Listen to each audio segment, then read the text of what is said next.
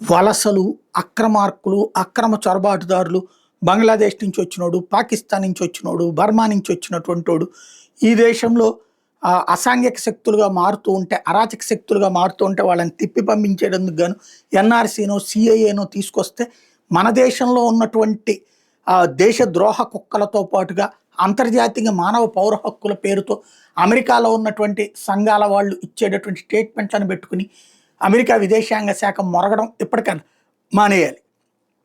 ఇలాంటి అక్రమ చొరబాటుదారుల బాధ ఎట్టుంటుందో ఇప్పుడు అమెరికాకి తెలిసింది, నొప్పి ఎట్టుంటుందో అమెరికా ద్వారా ప్రపంచానికి తెలిసింది, వాళ్ళు ఎంత అరాచకాలు చేస్తారో ఇప్పుడు ప్రపంచానికి తెలిసింది.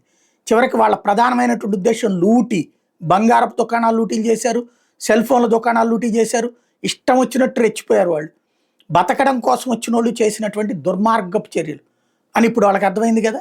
ఎప్పటికైనా భారత్ లాంటి దేశం, భారత్ ఏనాడో చెప్పింది ఇదే వాళ్ళ ఉద్దేశాలు ఉంటాయి జాగ్రత్త అని చెప్పి, అందుకే మేము చర్యలు తీసుకుంటున్నాం అబ్బెబ్బే అన్నటువంటి అమెరికా ఇప్పుడు వాళ్లే రుచి చూశారు. కాబట్టి ఎప్పటికైనా భారత్లో అడ్డుపడాలనేటటువంటి ధోరణి మానుకోవడం బెటర్.